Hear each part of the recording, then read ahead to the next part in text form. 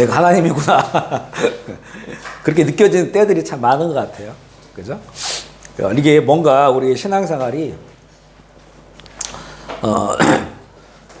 이렇게 좀 빨래를 하면, 요즘 제가 이렇게 살림을 하니까 자꾸 빨래 이야기를 하는데, 이 아주 이 건조한 이 옷들, 또 저희는 운동하다 보면 막 땀에 젖고 냄새 나고 이러는데, 이게 이제 사탕물이 이 물속으로 들어가면 어떤 때는 손빨래도 하거든요. 마이너스 같은 거. 이게 푹 젖어야 되는데, 푹 젖어야, 그래야 이제 나중에는 향기롭고 또 깨끗하고 반짝이는 이런 모습들이 나오는데, 그런 것들이 늘 도전인 것 같아요. 정말 이 하나님, 이 그 앞에 또 나의 주님 되시는 예수 그리스도 앞에 이렇게 푹 젖어지면 안 되겠나. 드라이한 것들이 늘 있는 것 같아요, 영혼 속에. 그래서 그 세계에 좀 푹 담그고 싶은데, 거기에 푹 들어가서 그 평화를 누리고 또 살아가고 싶은데, 이렇게 좀 점검하다 보면 이런 것들이 나타나는 것들이 보여요. 그래서 우리 지난주에 우리 요셉의 외침이죠. 내가 하나님입니까? 하나님이 아니라는 거죠. 늘 하나님의 계심을 인정하고 살아가야 되는 그런 삶을 사는 게 마땅하고 온전한 것인데, 거기에 이렇게 푹 빠져있지 못한다는 거예요. 뭔가 자꾸 이제 다른 것들이 이렇게 좀 붙잡고 있고 또 걸려 있고 하는 것들이 있단 말이죠. 그래서 우리 이번에는 우리 책은 굉장히 우리 그 훈련 학교, 뭐 예수제자학교 이런 데서는 거의 뭐 옛날부터 써왔던 교재 같은 책이에요. 그리스도의 주제권이라는 건데, 이 주제라고 하는 말이 좀 어렵죠. 주인 주자에다가 임한다, 함께한다 이런 제자, 살고 있다 이런 의미잖아요. 그래서 그리스도가 내 삶의 실제적인 주인이 되어야 된다라고 하는 이런 그 내용이거든요. 이 책을 우리 전에도 사실 저희 교회에서 예수제자 학교 할 때도 사용하기도 했고 또 읽어보기도 했는데, 이번에 좀 다시 한번 읽으면서 굉장히 세부적인 구체적인 내용들이 많아요. 그래서 이것을 교재로 해가지고 함께 이제 주제는 좀 풀어서 누가 내 삶의 주인인가라고 하는 것이고요. 이 책을 교재로 해서 함께 나눌 텐데, 이게 전체적으로는 그 8챕터예요. 챕터. 그리고 이 항목은 6개의 항목이거든요. 근데 이거를 이제 한꺼번에 다 알 수가 없어요. 내용이 너무나 구체적인 부분이 많아가지고. 그리고 오늘은 첫 번째, 두 번째 챕터하고 12개, 그 안에 있는 작은 주제 12개까지만 나누고, 또 다음 주 다다음 주 한 3주 정도는 해야 되지 않겠나 싶은데, 이것을 메인 주제로 해서 또 내용을 제가 유학하면서 또 그동안 이제 목회하고 또 저도 이제 어떤 그리스도의 제자로 살아가면서 거기서 느꼈던 거, 그래서 그런 것들을 많이 수정한 내용들도 여기 포함되어 있고요. 그래서 이 내용들을 좀 나누고자 하는데, 오늘 이제 19번째 강의입니다. 19강. 누가 내 삶의 주인인가? 아마 우리 모두에게는 다 내가 내 삶의 주인이 아닙니다, 이런 고백들 우리가 기본적으로 하고 있고, 그리고 하나님께서 또 더 구체적으로는 나를 위해 죽으신 예수님께서 내 인생의 이제 주인이십니다라고 하는 것들을 고백하며 살아가는데, 이것들을 저도 마찬가지고 좀 구체적으로 한번 들여다보자, 여러 영역에 있어서 그런 좀 내용으로 가려고 해요. 여기 그리스도의 주제권 돼 있죠. 요 바로 밑에 보면 이렇게 질문이 돼 있어요. 그 밑에 적어놨거든요. 한번 같이 한번 읽어볼게요. 시작. 최선인 하나님의 방식과 차선인 세상의 방식 중에서 어느 것을 택하고 있는가? 정말 이 부분에 대한 질문이죠. 하나님의 말씀, 하나님의 뜻은 최선이죠. 최선. 그런데 어떨 때는 현실적이지 않아요. 비현실적이기도 하고, 또 세상에서 눈에 보이는 유익이 없을 수도 있죠. 근데 세상의 것들은 다 이게 차선인데, 사실은 그 최선과 차선의 이 갭이라고 하는 건 엄청나요. 사실은 하나님의 뜻과 그 진리의 말씀과. 하지만 우리는 오히려 그 차선인 세상의 방식을 따라 사는 것이 너무나 이제 우리의 삶에 젖어 있기 때문에, 그런 방식들을 따라 살아가게 되면서 진정한 그리스도의 주인됨에 대해 벗어난 그런 모습들이 있다고 하는 거예요. 그래서 이렇게 이제 질문을 하며 시작을 하는 거죠. 최선인 하나님의 방식과 차선인 세상의 방식 중 어느 것을 택하고 있는가. 그리고 신앙생활이라고 한 것은 결국에는 여기 방식에 대한 거예요. 이 신앙생활을 구체적으로 말하면 누구의 방식을 따를 건가 이런 거라는 거죠. 누구의 방식을 하나님의 방식으로 살 거냐, 아니면 그냥 살아왔던 대로 살 거냐, 아니면 내가 이 세상에서 어떤 좋게 여기는 그런 가치를 따라 살아갈 것인가 라고 하는 이런 선택의 이 기로에 서 있을 때가 많다고 하는 것이죠. 여기에서 우리는 우리의 이제 그리스도의 주재권 여기서 많이 결정된다는 거예요. 그런 질문으로 시작을 하게 되고요. 첫 번째 이 챕터가 뭐냐면 예수님의 주님 되심이에요. 아멘이시죠. 예수님의 주님 되심. 우리는 수도 없이 저 아침에 일어나면 막 주여 주여 하면서 그렇게 일어나고 되게 습관이 돼 있죠. 이제는 뭐 눈을 뜨면 주여 주여 하고 자다가 잠시 깨도 주여 주여 하고 이게 습관화돼 있거든요. 그래서 정말 거기에서 뭐 다른 거를 부르는 것보다 주님을 부르는 게 그래도 그만큼 이제 우리가 신앙생활을 하고 있다는 건데, 그만큼 주님이 내 삶의 주인이라고 부르는 것처럼 진정한 주인신가라고 하는 것은 다시 한번 점검해 보아야 될 그런 문제죠. 거기 빌립보서 2장 9절로 11절 말씀 같이 읽어볼게요. 시작. 이러므로 하나님이 그를 지극히 높여 모든 이름 위에 뛰어난 이름을 주사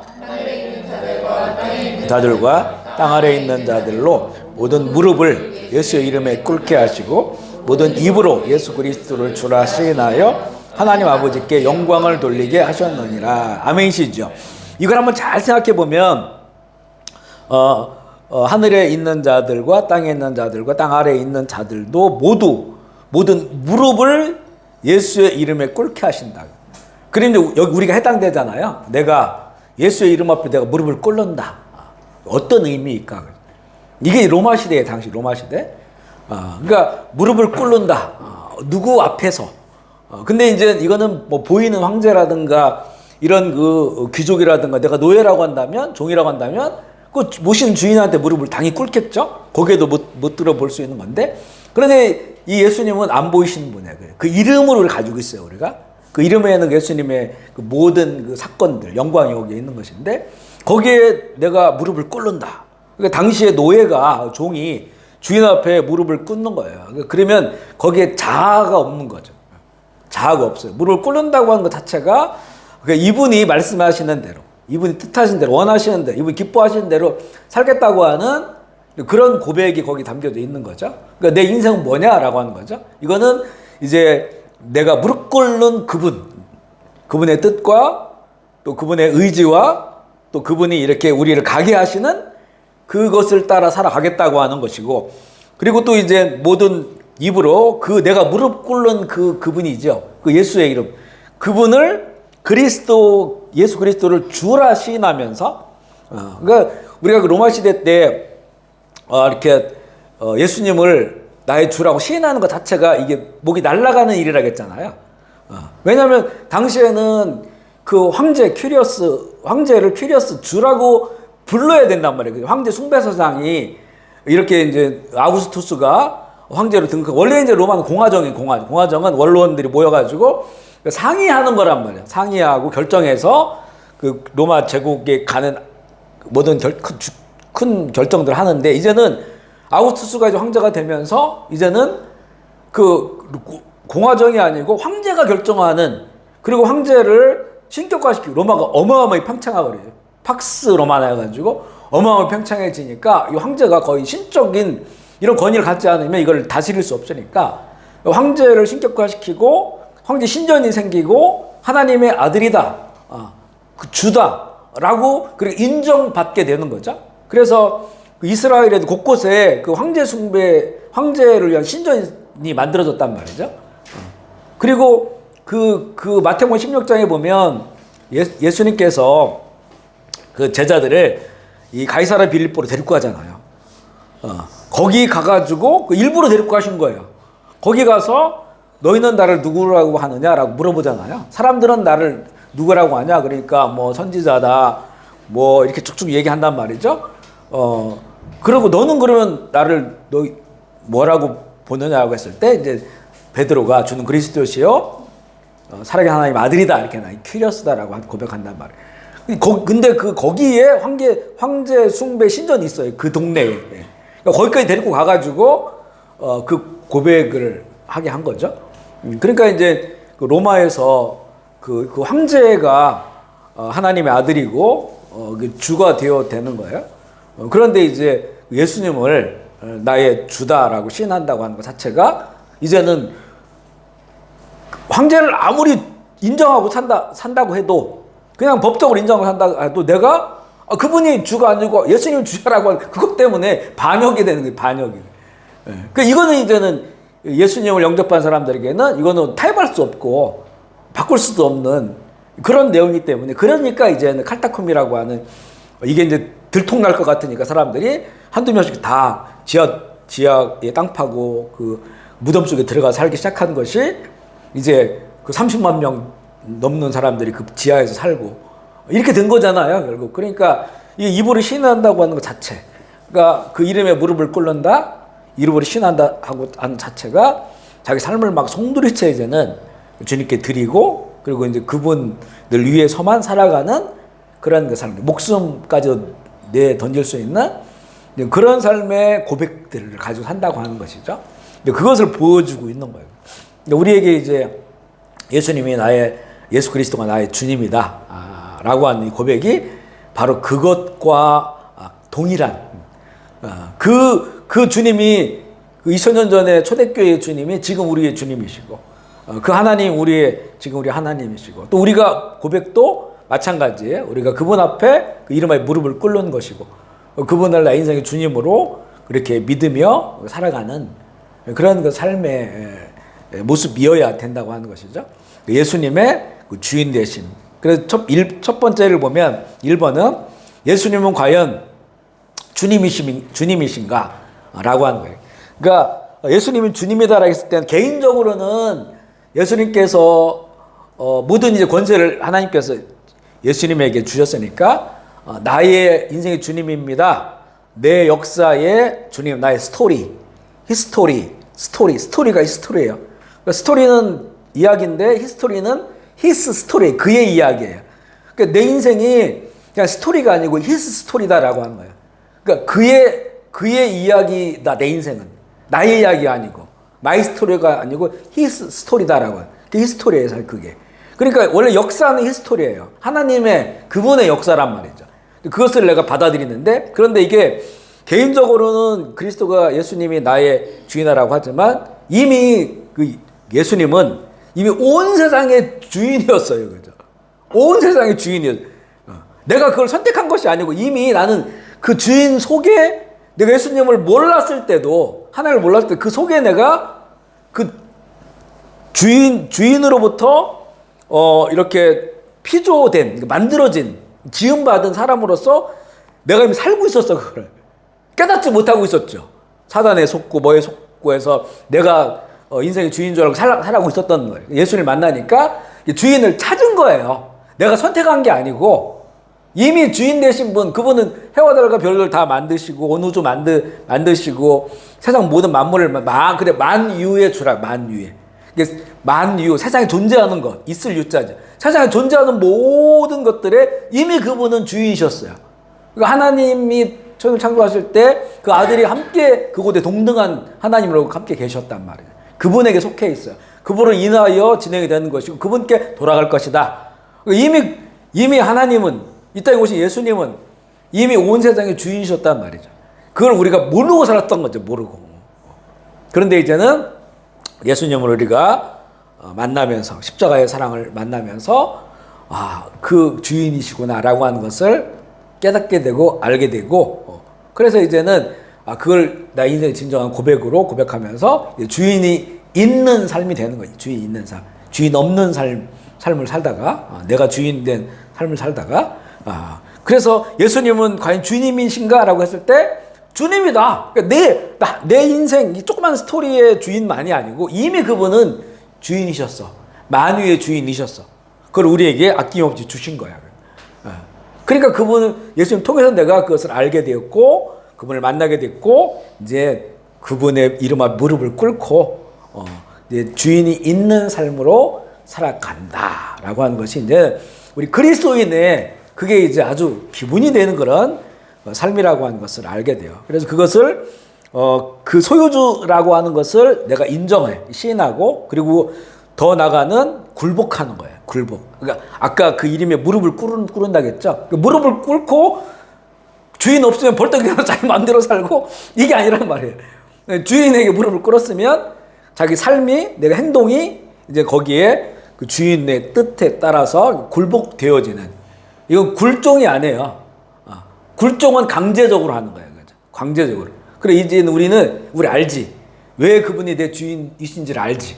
나를 위해 죽으셨고, 그분의 사랑이 너무나 크시니까 그 사랑으로서, 그 사랑으로서 예수님을 나의 주님으로 인정하고 받아들이고, 사랑의 친밀한 관계 속에서 예수가 주인된 삶을 살아가는 거예요. 이게 진짜 이 성경이 보여주시는 그 아름다운, 이건 좀 초월적 관계거든요. 세상에서는 볼 수 없는 초월적 관계. 세상은 이 굴복하게 하는 자가 있고 굴복하는 사람이 있어요. 우리 지금 그 문제가 엄청 되게 세상을 막 복잡하게 만들잖아요. 뭐 인권 이런 거. 그래가지고 뭐 요즘 가는 데마다 그런 것들이 너무나 많이 나오잖아요. 근데 굴복하게 하는 자, 굴복하는 자. 굴복하면 굉장히 기분 나빠요. 그죠? 아주 그냥 을이 된다고 하는 것, 을처럼 느껴지고 막 갑들이 있는 것이고, 그죠? 그래서 갑질을 하는 거고, 또 내가 갑이 되면 또 내가 갑질하고, 그죠? 이런 세상이야. 근데 우리는 그런 굴종이 아니다. 그분이 이미 주인이셨기 때문에 그것을 몰랐고, 그래 버티고 살았던 건데, 예수 그리 십자가를 통해서 알게 됐고 만나게 됐고, 그래서 사랑함으로써 이렇게 그 시인하고 굴복하고 살아가는 이 삶이 이제는 우리 삶의 전 영역에 세밀하게 이제는 나타나야 된다고 하는 것이죠. 그 영역이. 그래서 그렇게 인정하고 굴복하는, 굴복이라고 행위까지 포함된 것을 말하고 있고요. 두 번째는 순종을 얘기해요. 순종. 그리스도의 주제권 하에 사는 삶의 증거. 우리 누가복음 6장 46절 볼게요. 시작. 너희는 나를 불러 주여 주여 하면서도 어찌하여 내가, 그렇죠? 주여 주여 하는데 주가 주인 조자잖아요. 나를 주라고 인정하는데 왜 근데 순종을 하지 않는 거예요. 내가 말하는 것을 행하지 않느냐. 그러니까 말로만 한다고 하는 것이죠. 이 부분이 아마 우리 모든 현대의 우리 그리스도인들에게 이게 이제 잘 바라보고 점검해야 되고, 여기에 다 걸려 있어요. 말로만 주라고 하고 실제 삶에서는 주인 없는 듯한, 내가 주인인 듯한 그런 삶을 살아가는 게 많죠. 그래서 보면 이런 거 따져보고 검토하고 타협하고, 이게 어떤 면에서 세상에서는 이 방식이 중요하죠. 이게 나에게 이익이 되냐 안 되냐 따져봐야죠. 무조건적으로 그렇게 누가 와서 파는데 무조건적으로 살 수 없는 거잖아요. 세상에는 이게 지혜롭게 보일 수 있어요.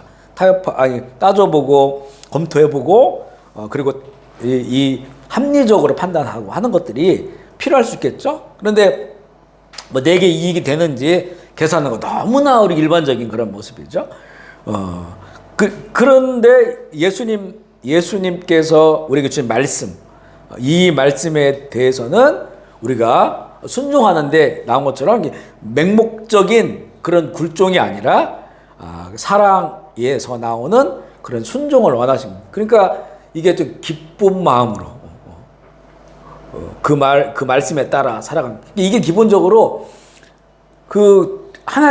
예수님이 그분이 하나님이시고 모든 만유의 주님이시고 그분이 인자하시고 선하신 영하시다라고 하는 이것에 대한 인정이 없으면 이게 따라 순종할 수가 없어요.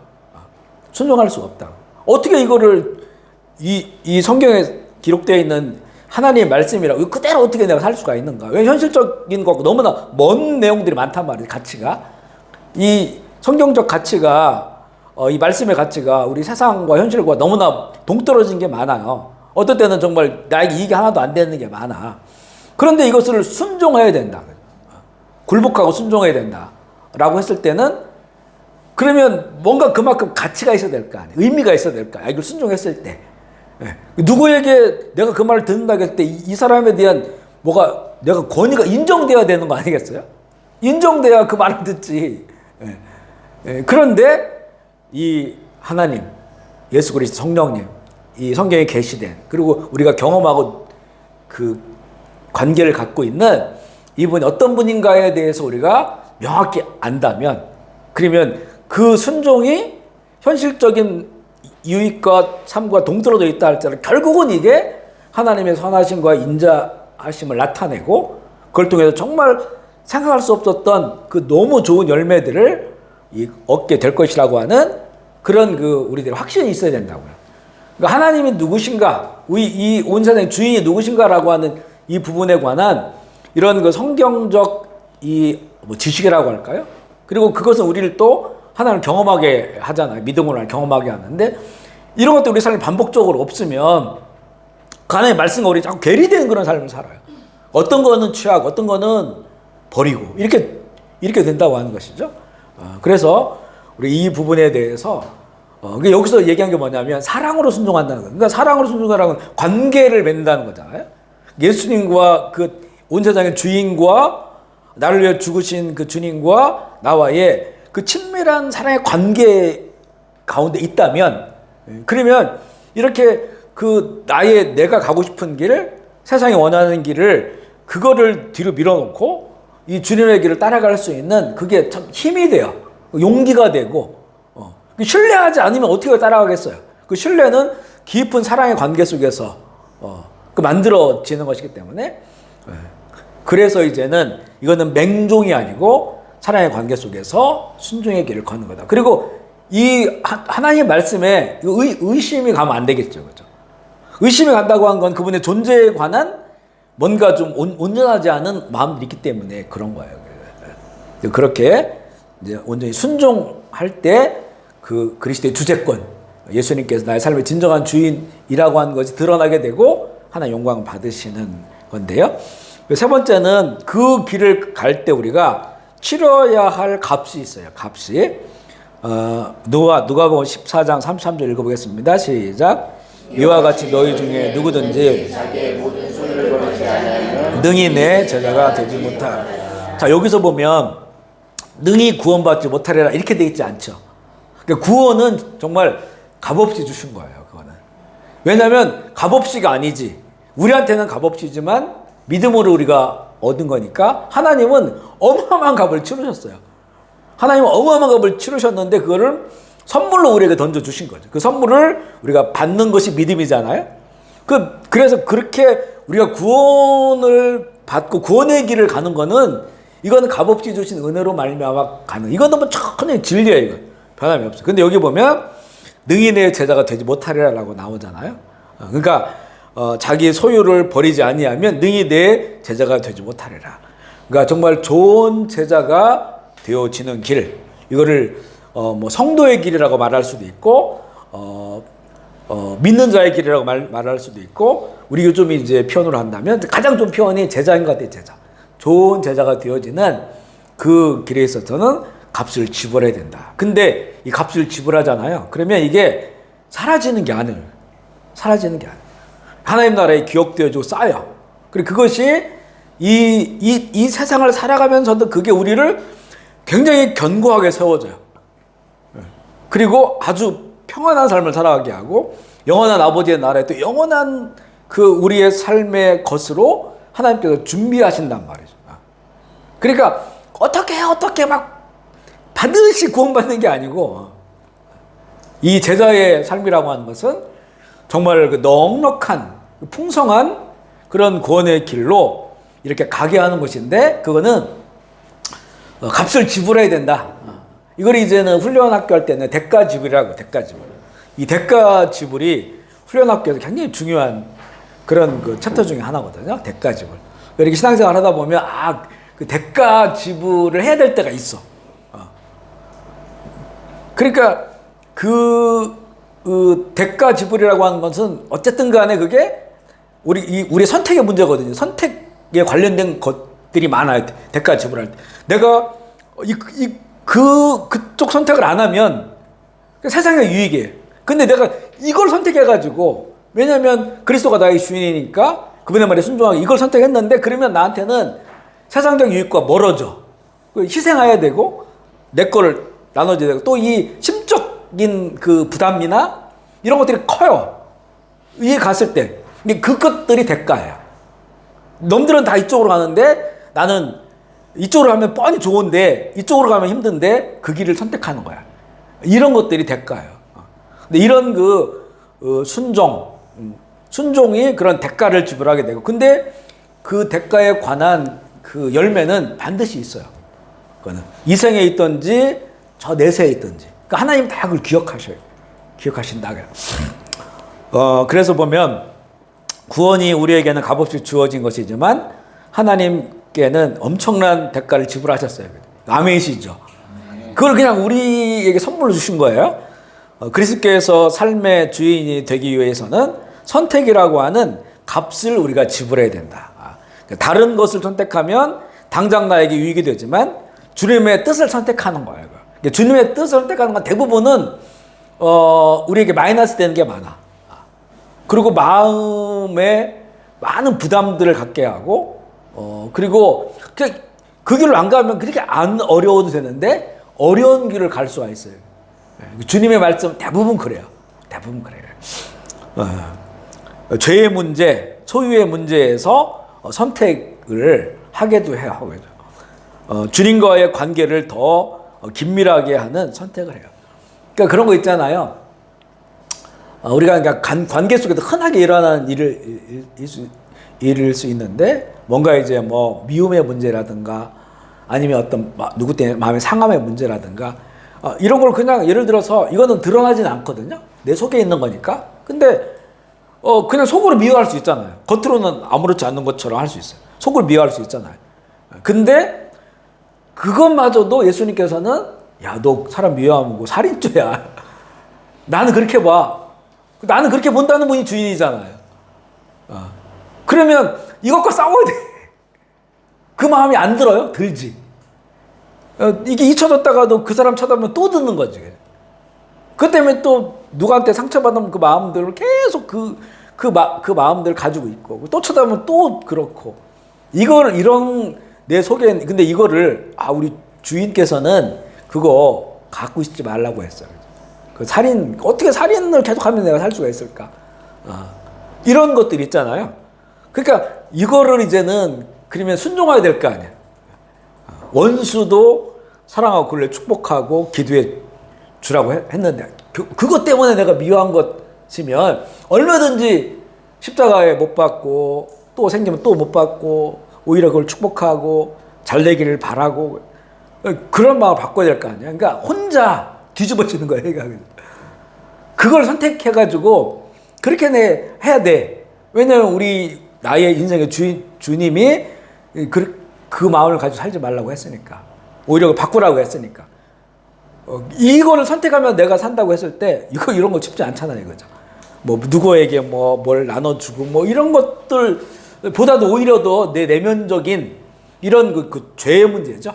하나님 기뻐하지 않는, 주님 기뻐하지 않는 그 죄와 싸워서 주님께서 기뻐하시는 내 내면 상태를 갖게 하는 것.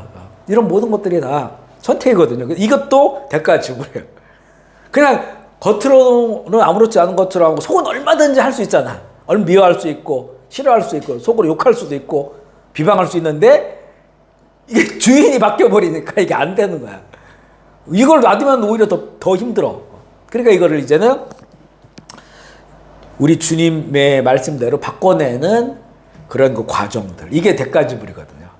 대가지불한 영역이에요. 근데 하나님께서는 그거를 기쁘게 보셔요. 그것 때문에 막 얼마나 혼자 싸우고 괴로워하고 떨쳐버리고 다른 사람 모르지. 내가 혼자 내 안에서 일어나는 일들이지 그런 것들이 그죠. 아직 그 하나님께서 그걸 되게 기뻐하시는 거예요. 그게 완벽하게 안 될지라도 그거 자체가 너의 인생의 주인이 나구나. 주님은 그렇게 여기시는 거예요. 이런 그 대가 지불도 있다라고 하는 것이죠. 거기 이제 짐 엘리엇이라고 하는 분이 이분이 이제 오지선교 나가가지고 거기 그 원주민들한테 이렇게 죽잖아요. 젊은 사람인데 영화로도 나왔어요. 책으로도 나오고 그분이 이분 선교사님인데 한번 읽어볼게요. 잃어버려서는 시작.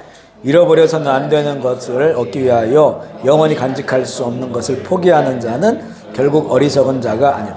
이거 다시 한번 읽어봐야 좀 이해가 돼요. 시작. 잃어버려서는 안 되는 것을 얻기 위하여 영원히 간직할 수 없는 것을 포기하는 자는 결국 어리석은 자가 아니야. 아멘이시죠. 그러니까 잃어버려서는 안 되는 것이 있고 영원히 간직할 수 있는 게 있어요. 그죠? 잃어버려서는 안 되는 것. 이게 영원히 간직하는 거죠. 이것을 얻기 위하여 영원히 간직할 수 없는 것.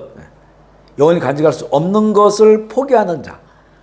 우리가 보면 대부분 우리 세상 살아가면서 중요하다고 여기는 가치들은 그 영원히 간직할 수 없는 것들이에요. 다 그 유한한 것들이란 말이죠. 유한한 것들. 앞으로 이걸 가지고 이 커피를 이걸 내가 몇십 년을 더 마실까?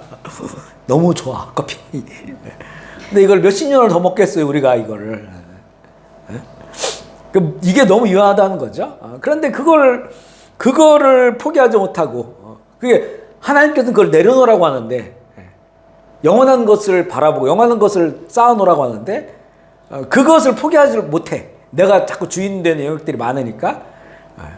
그러니까 우리가 정말 지혜로운 자라고 한다면 세상에서는 어리석죠. 왜 너는 그 좋은 걸 포기하려고 그래? 왜 좋은 걸 이렇게 너는 애써 외면하고 버리려고 그래? 너무 미련하다라고 생각하겠죠. 근데 우리가 영원한 것, 우리 주인은 유한한 인생에게만 주인이 아니고 모든 영원한 것의 주인이시잖아요. 영원이라고 하는 것은 그분의 영역 안에 있는 거예요. 그 영원한 것을 보기 때문에 그것에 대한 그 가치가 유한한 것과의 가치를 비교할 수 없다라고 여기기 때문에 이 차선과는 비교할 수 없어요. 말은 최선이고 차선은 한 끗 차이지만 이게 진정한 그 가치로 말하면 비교할 수 없는 것이에요. 하늘과 땅이니까, 그죠?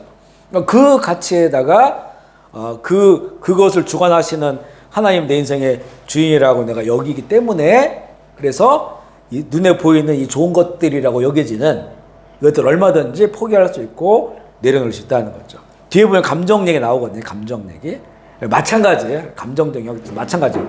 이런 감정들 제가 전에도 몇 번 얘기했지만 이제 선교사 훈련을 받고 또 선교제도 와서 스스로 이제 성령께서 인도해 주셔가지고 그 영적 전쟁 한 3년 이상 치열하게 영적 전쟁 훈련도 하고 그러면서 이제 말씀의 훈련을 하는데 그 중에 그 훈련했던 방식 중에 하나가 이거였었거든요. 이게 천국에 있을까 없을까 그거였어요.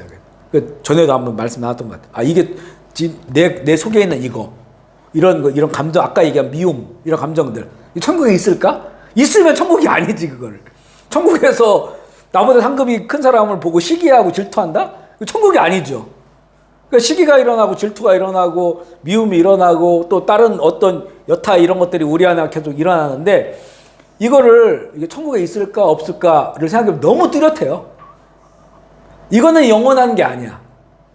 영원한 게 아니야. 내가 이 몸을 입고 육체적 본능을 가지고 살아갈 때 이때 있는 거지 영원한 아버지 나라에는 이런 건 없어요. 하나님의 큰 사랑만 있어요. 그죠? 그래 이거를 분별하면서 이거는 내 속에 오래 있으면 안 돼. 천국을 방해해. 우리가 한 사람 한 사람의 그 내면이 하나님 나라잖아요. 성령이 거하시고 하나님의 나라란 말이에요. 그 하나님 나라가 방해됐잖아. 그러니까 기준이 명확해지니까 그런 것들이 들어올 때 아마 죽을 때까지 그게 들어올 거예요. 그죠? 이걸 계속 이제는 분별하고 쳐내고 십자가 못 받고 그 뭐 자아파세 이렇게 얘기하는데 못 받고 오히려 그러고 좋은 거 천국에 있는 것 하나님 사랑합니다. 하나님 기뻐합니다.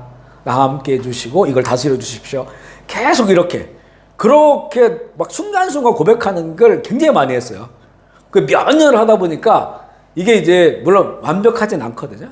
지금도 마찬가지. 지금도 그런 거 감정이 일어나죠. 근데 이게 다스려져요. 거기에 안 빠져들어가. 깊이 있게 안 빠져들어가요. 그러니까 그러면 이게 어떤 유익이 오냐면 정말 하나님 나라는 구체적 현실이거든요. 내 속에서 하나님 나라가 느껴지는 거예요. 하나님 나라는 보면 기쁨과 평안이라 말하잖아요. 하나님 나라 먹고 마시는 게 아니고 희락과 평안이라고 말하잖아요. 이게 이 안에 있는 시간들이 점점 많아지는 거예요. 그러니까 무슨 뭐 난리가 나고 복잡한 이런 일이 일어나도 그냥 그때만 그렇지 이게 다 탁 바꾸면 바뀌어져. 그런 하나님 나라가 누려지는 거죠.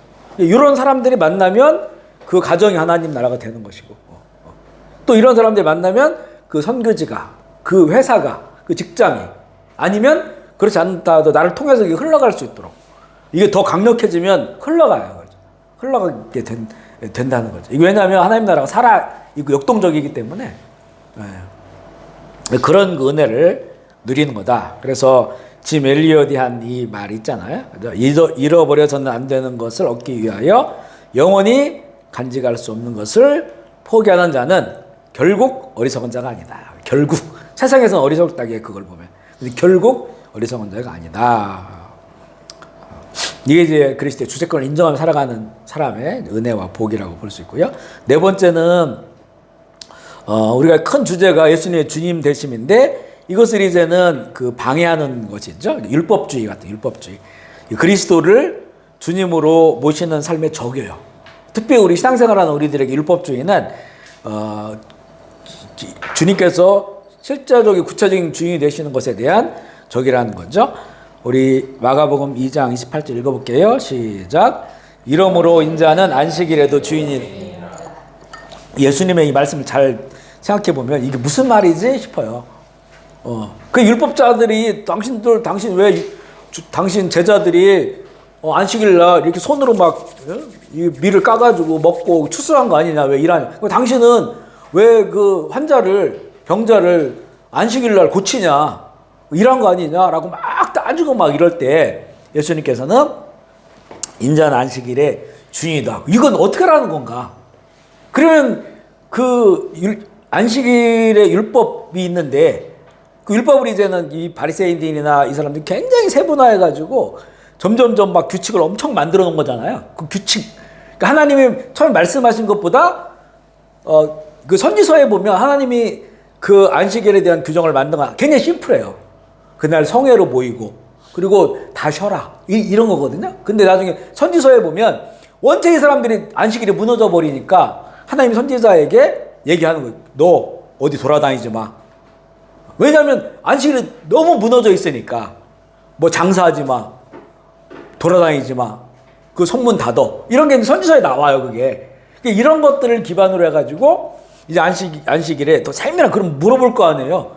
그러면 우리가 돌아다니지 말라고 하는데 얼만큼을 돌아다니지 말냐. 그러면 500m 이상 가면 안 돼. 뭐 이런 식으로. 그리고 노동이란 게 뭐냐 했을 때 모든 투수는 노동이야. 손으로 이렇게 배고픈 사람이 까문 것도 노동이 돼버린 거고. 그러니까 그런 어마어마한 규칙들을 만들어 놓은 거예요. 그러면 하나님께서 주인이잖아요. 주인이 안식일은 와서 예배드리고 쉬어라 이렇게 말했는데, 그게 하나님을 인생의 주인이라고 여기면 그렇게 해야 되잖아요. 근데 수많은 규칙들이 만들어져 버리니까 이제는 하나님께서 우리 주인이 우리에게 주신 안식일의 본 뜻, 이게 다 왜곡돼 버리는 거예요. 왜곡돼 가지고 오히려 이제는 사람을 올가매게 만들어 버리는, 그 주인의 뜻대로 살아야 되잖아요. 근데 주인의 뜻을 사람들이 그걸 규칙으로 만들어 가지고 오히려 주인의 뜻은 이제는 흩어져 버리고 왜곡돼 버리고 사람의 뜻만 남아 버린 거야.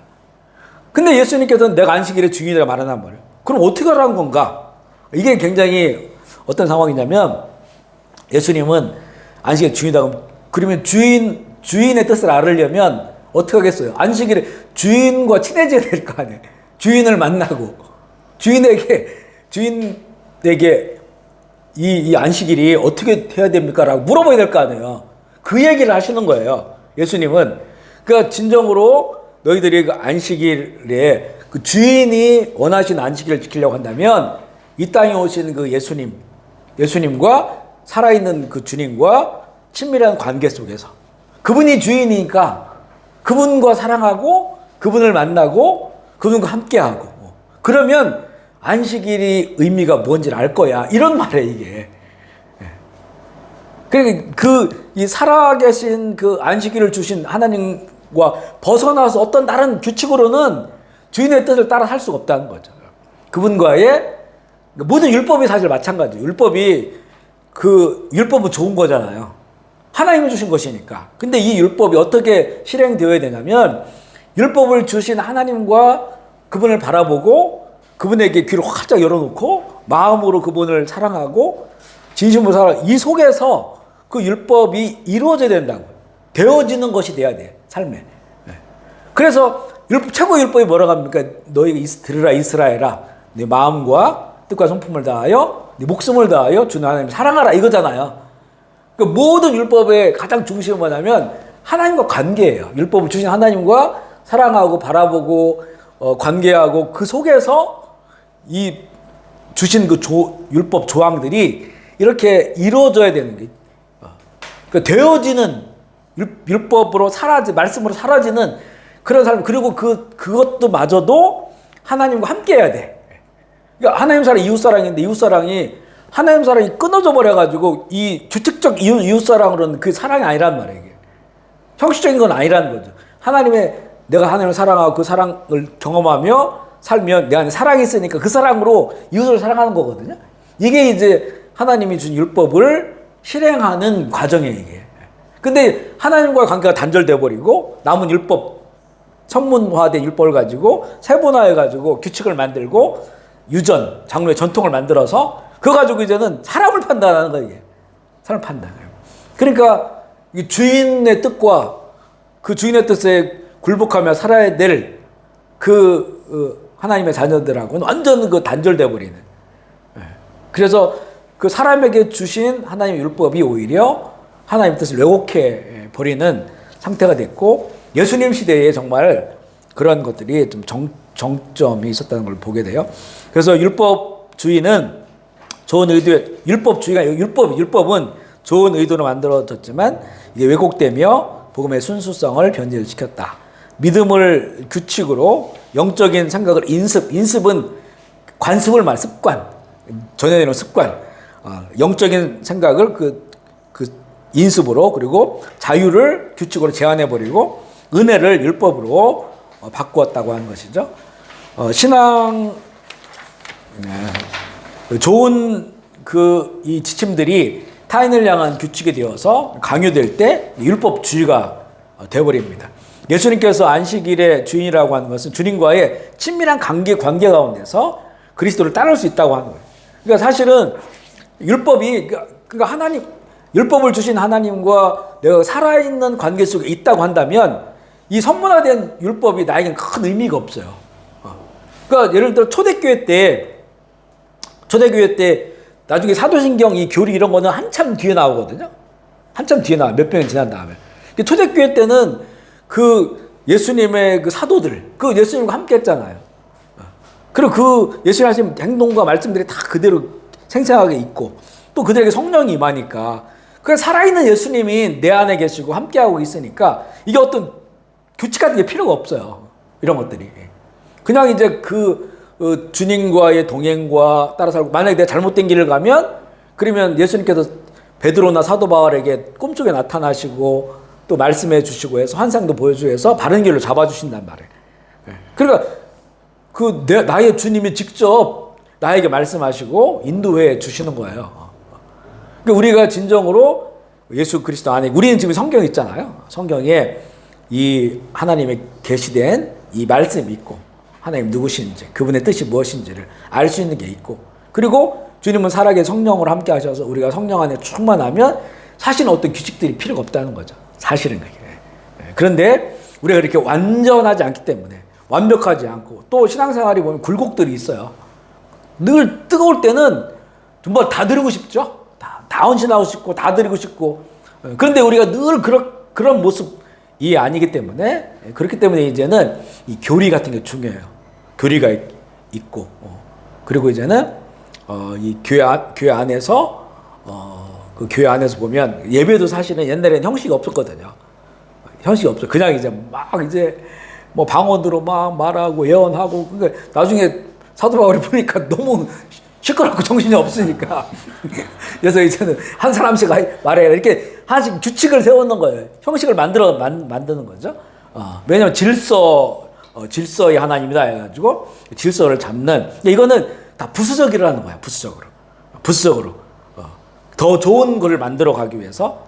그래 이게 메인이 될 수는 없다는 거죠. 메인은 정말 예수 그리스도가 나의 인생의 주라고 하는 그래 그분과 살아있는 친밀한 관계 속에서 나머지들이 다 이렇게 이루어져 가는 것이다 라고 하는 게 내가 인적 안식의 주인이라고 하는 것이 바로 그런 의미라는 거예요.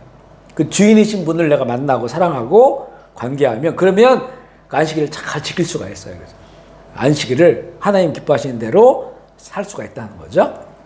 지금도 보면 이제 이제 지금은 우리에게는 이제 주일이잖아요. 주일. 예수님 부활하신. 안식일 때는 예수님은 무덤에 계셨어요. 그죠? 그리고 부활하시는 안식 후 첫날이니까 원래 안식일은 금요일 저녁부터 토요일 저녁까지잖아. 이게 안식일이야. 그러니까 그 다음날 안식 후 첫날이니까 이게 이제 지금의 주일이죠. 주일. 그리고 우리 주님의 날이래. 성경에 나와요. 그 주님의 날이라고. 지금 일요일, 세상에 일요일. 그날을 우리가 이제는 주일로 지키는데 의미는 하나님께서 안식일을 주신 그 안식일과 나랑 의미는 같아요. 그 안식일을 주셨을 때 그 안식일 날은 너희들 다른 거 하지 말고 쉬어라. 그러면서 하나님을 예배 성회로 모이라고 한단 말이에요. 하나님을 예배해라 라고 하는 거예요. 그 예배가 쉼이 되는 거죠. 쉼이. 그리고 온전히 그때는 세상 일 다 내려놓고 비즈니스 같은 거 내려놓고 이제 주님을 바라보는 그런 날로 주신 거란 말이에요. 그런데 지금도 보면 주일 성수 이렇게 얘기하면서 사람들 중에서는 뭔가 내가 주일날에는 뭐 이렇게 돈 안 쓰겠다 아니면 어디 놀러 안 가겠다 이런 그런 거 있어요. 그거는 각자가 개인적으로 고백하고 결정하는 거는 괜찮다고 봐요. 내가 내 신앙훈련을 그렇게 받아가지고 저희 파송교회 그 목사님도 주일날에는 신문도 안 보셔요. 신문을 몇 가지를 보시거든요. 이분이 약간 어떤 그 선지자적 이런 영성이 있으셔가지고 그 사회에 대한 메시지들을 한 번씩 선포하시는데 그러다 보니까 신문, 경제신문이나 이런 걸 막 쭉 읽으세요. 그걸 통해서 이제는 사실 어떻게 돌아가는지 알게 되니까. 근데 이제 주일날에는 내가 신문도 안 봐야지. 그리고 돈도 쓰지 말아야지. 목사님 그렇게 훈련 받으신 거예요. 그래서 주일날 이렇게 저녁에 늘 강사님들이 오시는데 꼭 교회에서 밥을 해드려요. 밖에서 안 먹고 그렇게 하고. 그런데 이제는 그 목사님도 보면 이제 어떤 이슈들이 있을 때 그러면 그 신문 너무 보고 싶은 거야. 신문이 모양실에 와 있어요. 몇 개가. 그게 보면 안 되지 하다가 딱 쳐다보면 이게 큰 글씨 보이잖아요. 그래 발로 툭 차. 이게 딱 벌어져 이렇게. 또 막 너무 뭐라 할까요? 그게 하나님이 이 모습 보시면 어떨까? 오히려 그게 그분 스스로가 결정하고 그것을 지켜 나가려고 하고 이런 모습들은 하나님 기뻐하시겠다 이런 생각이 들어요. 근데 이게 문제는 뭐냐? 이거를 내가 그러니까 너도 그렇게 해야 돼. 강요하거나 그죠? 이렇게 되면 이제 그때부터는 좀 이것을 다른 사람한테 적용하고 그걸 판단하게 되면서부터는 이거 복잡해지는 거예요, 사실은. 그러니까 안식일의 주인 예수님이다. 그리고 안식일은 그 사람을 위해 있는 거다. 이거 예수님 말씀하신 거거든요. 그러니까 이런 큰 틀 안에서 주님과의 친밀한 관계 가운데 있을 때 주님께서 나를 주일날 이렇게 하기를 원하시는구나. 그 나에게 그 은혜가 되고 감동이 되면 스스로 지키면 돼, 그거를. 근데 그걸 가지고 다른 사람은 나한테 이렇게 말씀하셨어요. 똑같이 해버리면 이게 규칙, 율법주의가 돼버리는 거예요. 무슨 말인지 알겠죠? 그래서, 전에 이제 목회하면서 이제 요 두 가지 케이스인데, 이거 전에 한번 얘기했던 것 같아요. 이제 주일날 이렇게 이제 장사하시는 그런 분인데, 그분은 이제 처음부터 시작할 때부터 주일날 쉬셨어요. 쉬시고 그냥 예배 드리고 이렇게 했는데, 이게 이제 좀 잘 되고 하다 보니까 주변에서 주일날 오후라도 하라고 막 이렇게 사람들이 얘기를 하나 봐요. 그걸 가지고 상담하러 오신 거예요. 근데 딱 들어오는 순간 하나님께 말씀을 주신 거예요, 저한테. 그 얘기를 꺼내는 순간 말씀을 주셨어.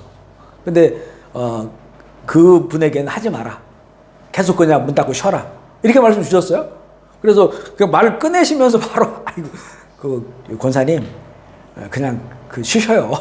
주일날 쉬셔요. 그런데 또 다른 케이스가 있어요. 다른 분 오셨는데 그분은 이제는 본인은 신앙생활 하시는데 남편 안 하시는 거예요. 남편이 이제 그 장사를 하시는 거예요, 주일날. 그거 너무 괴로운 거예요, 자기는. 어떤 분들은 보면 주일날 온전히 쉬는 분도 있는데 본인은 안 쉬니까. 그러니까 괴로워. 그래, 근데 상담 오시니 그분은 또 들어오는 순간 하나님께서 그냥 괜찮다. 그냥 그렇게 남편이 하라는 대로 해라. 이렇게 또 마음을 주시는 거예요. 이게 사람마다 다르더라고.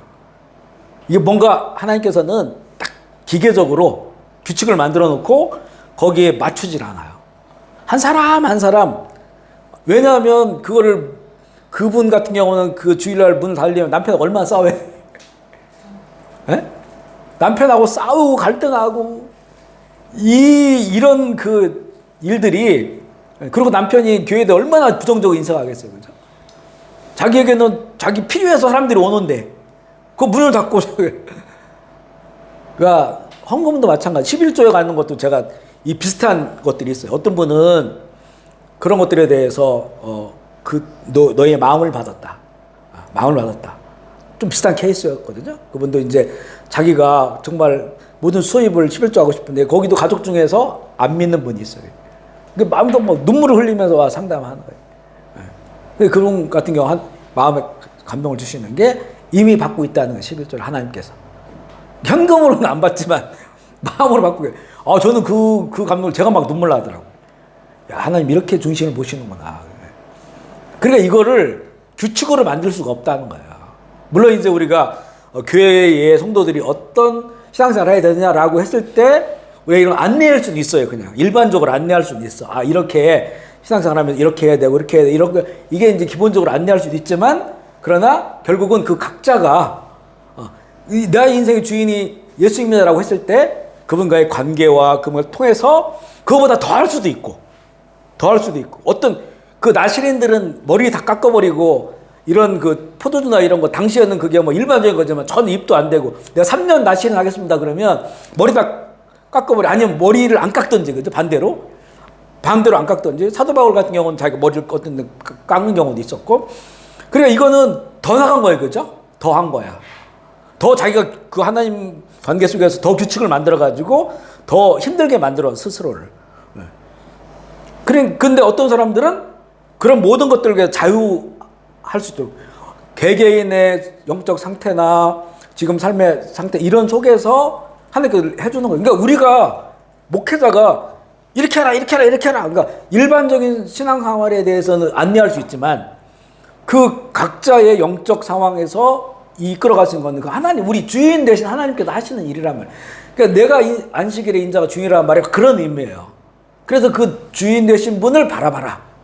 그분과 사귀어라. 그분과 친밀한 교제가, 그분에게 마음을 열어라. 그러면 주님께서 늘 인도하실 거야. 라고 하는 거죠. 그래서 이렇게 우리 신앙생활 그 두 개가 다 필요해요. 우리가 그동안 해왔던 그런 그 교회 안에서의 흐름들, 이것도 무시할 수는 없어요.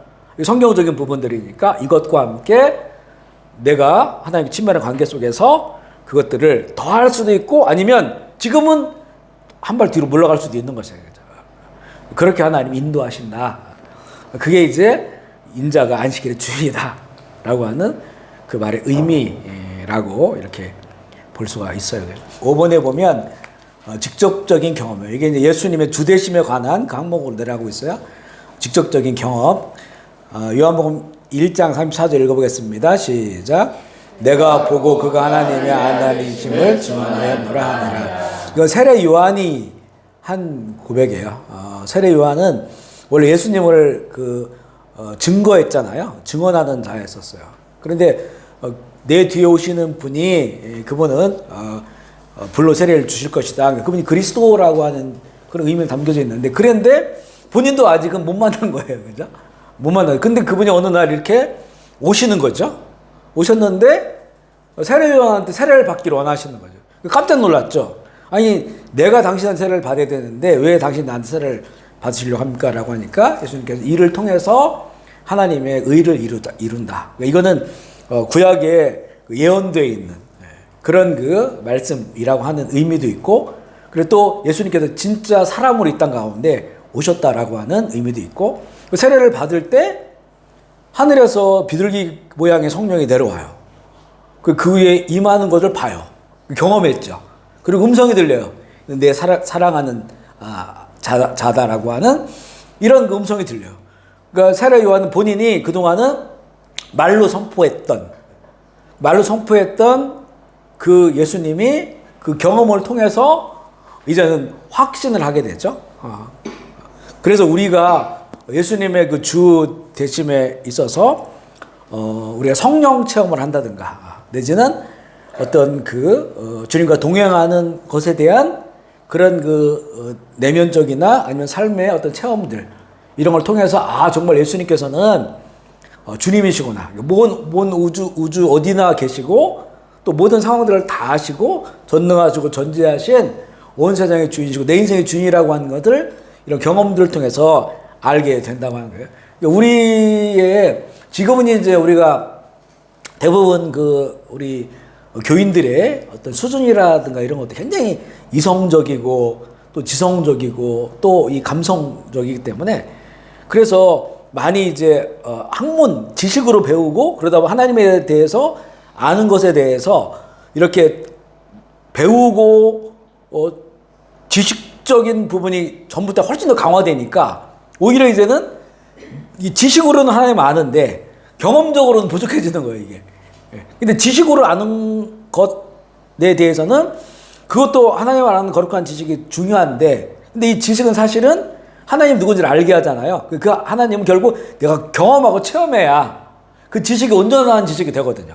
근데 우리에게는 지식은 많은데 살아계신 하나님한테 경험을 못 하는 거야. 그러니까 이게 이제 왜곡이 되는 거죠. 그래 정말 경험이 돼야 저분이 내 인생 정말 주님이구나. 저분은 전능하시고 전지하시고 뭘 창조하시고 나를 속좁게 다 알고 계시는 이런 분이시구나. 그리고 모든 기적을 행하시고 삶에 반전을 주시고 이런 하나님이라고 하는 거를 경험을 통해 알아야 되는데 이런 경험이 너무 없는 거예요. 그래 다른 사람 경험했던 얘기를 들으면 간증을 들으면 놀랍다라고 하지만 나에게는 없어 그게. 그러니까 너무 우리가 지식적으로만 커지기 때문에 그런 부분들이 부족해진 이런 상황이라는 거죠. 그래서 내가 예수님이 나의 주인이라고 한다면 진정한 주임이심을 경험하면서 그 경험을 토대로 해서 또 다시 확인되고 확신되어지고 라고 하는 거예요. 그러니까 앞서도 얘기했지만 우리가 어떤 걸 선택하잖아요. 선택하면 분명히 이거는 나에게 불리해. 이익이 없어. 그런데 선택하고 거기를 가는데 오히려 이게 복이 돼. 엄청난 반전이 일어나. 이러면 이제는 정말 우리 주님의 말씀을 듣고 가니까 그 놀라운 일이 벌어졌네? 그분의 말씀이 참돼. 그 얘기는 나에게 그 말씀을 주신 그 예수님이 나의 진정한 주님이야. 그분과 비교할 수 있는 건 없어. 라고 하는 고백이 되잖아요. 그래서 이렇게 이제 직접적인 이런 경험을 통해서 내 안에 그래도 조금씩 남아있었던 의심들, 불확실성, 이런 것들에 대해서 그리고 점점 더 사라지고 주님과 경험하는 삶을 살아가게 된다고 하는 것이죠. 이게 이제는 더 예수님과 친밀한 관계를 갖다 보면 뭐랄까요, 내면적, 영적 대화도 자주 하게 되고 그러다 보면 이제 이게 뭐랄까요, 삶의 그냥 큰 부분이 돼요. 삶에. 그러니까 뭐 선택이냐 이런 것도 없어요. 이제는 선택을 할까 말까 뭐 이런 것도 없어져요. 그냥 그 삶이 붙어 있는 거예요. 그러니까 포도나무에 붙어 있는 가지처럼 그렇게 붙어 있는 거야. 거기로부터 영양분을 빨아먹고 살아가는 그런 존재가 된다고 하는 것이죠. 그런 길을 우리가 충분히 더 나갈 수가 있어요. 예수님의 내 인생의 주인됨, 모든 시간의 주인됨, 나의 모든 선택의 주인됨, 얼마든지 갈 수 있는 이 길들이거든요. 직접적인 경험을 통해서 알게 된다. 그 밑에 보면 따옴표 있잖아요. 기도인데 그거 한번 같이 읽어볼까요? 시작. 주님, 저는 주님이 만유의 주님이심을 그 사실을 인정합니다. 이제 제 삶의 모든 영역에서 주님의 주재권을 고백합니다. 이 시간부터 제 삶에 대한 주재권을 주님께 넘겨드립니다. 아멘이시죠? 이거는 이제 한 번의 고백이 아니고요. 이런 스타일에 우리가 고백을 많이 해야 돼요. 지금 어떤 일이 있는데 주님 이 일에 주님은 내가 아니고 주님이십니다. 이 시간에 이 사건에 주님은 내가 아니고 주님이십니다. 비즈니스 하는 분도 마찬가지고 그렇게 내가 인정한 이걸 내 주님께 드립니다. 주님께 원하시는 방향으로 인도해 주십시오. 나는 그거를 순종하는 사람이 되기를 원합니다. 라고 이런 의 고백이나 기도들이 우리가 수시로 우리의 삶에 많이 하면 많이 할수록 좋아요. 많이 할수록. 그랬을 때 내가 주인됨은 점점 줄어들고 예수님의 참 주인됨이 커지는 건 내 삶에. 자, 6번 볼게요. 6번. 이게 자연. 친히 만드신 것들에 대한 그 주재권. 이거는 앞서도 얘기한 것처럼 이미 온 세상의 주인이라겠죠, 그분이. 그 부분에 대한 그 어떤 확인, 또 경험을 자연계를 통해서 우리가 알게 되거든요. 마가복음 4장 39절로 41절 읽어볼게요. 시작.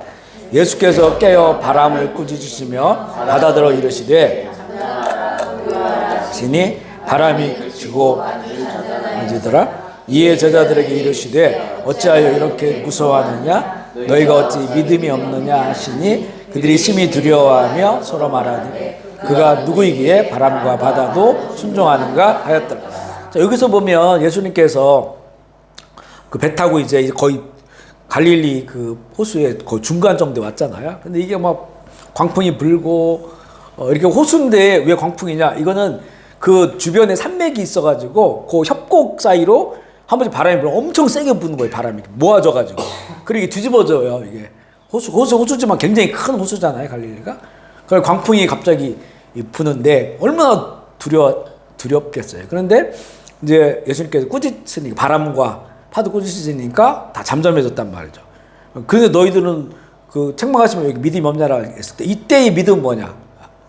그거는 내가 능력 있어 이게 아니고 야 이거의 주인이 누구냐는 거잖아요. 이 바람, 이 파도, 자연 현상인데 이 자연계에 그 주인이 누구냐? 거기에 대한 믿음이 없다는 거죠. 예수님이 능력이 있는데 못 믿었다 이게 아니에요, 그죠? 능력의 문제가 아니고 주인됨의 문제라는 거죠. 이 세계를 누가 창조했느냐? 우주만물 누가 창조했느냐? 이 부는 바람들, 이 파도들 이런 모든 것들이 다 누구의 거냐? 주인에 관련된 거라는 거예요. 이게 나는 그거 주인이다라고 하는 거죠. 그 주인과 함께 가는데 너희들은 왜 두려워하냐? 이 부분이거든요. 주재권에 관한 부분으로 책망을 하신 거예요.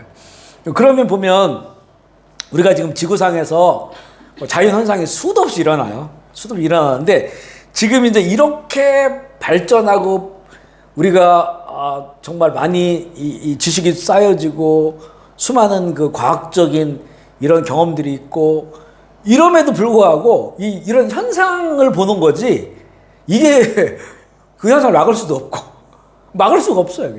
우리가 보면 이제 뭐 기후 나오잖아.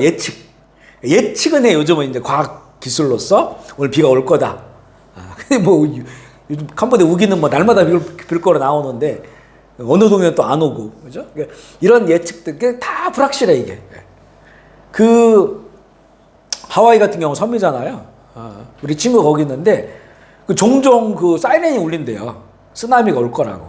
왜냐하면 그쪽 그 바다 어딘가에 지진 같은 게 일어나면 이게 쓰나미가 몰려오니까 그래서 완전히 많은 사람이 죽은 적도 있고 그리고 경보가 일어나면 다들 이제 내려놓고 높은 데로 올라가는데 근데 어떨 때는 그냥 뭐 30cm 왔다 가는 경우 있고 예측은 뭐 5m 올 거다 15m 올 거다 그런데 어떤 때는 그냥 출렁거리고 말고 어떤 때는 정말 15m짜리가 온 적도 있었고 쓰나미가 이게 뭐 예측은 하는데 어디서 지진이 일어났다라고 하면 예측을 하는데 그 방향이나 결과나 뭐 우리 태풍도 보면 뭐 일본을 나간다 하다가 또 우리나라 쪽으로 왔다가 우리나라 쪽으로 올 거다라고 일본으로 지나갔다가 뭐 이게 뭐 예측 추측도 사실은 이게 정확하지도 않아요, 그죠?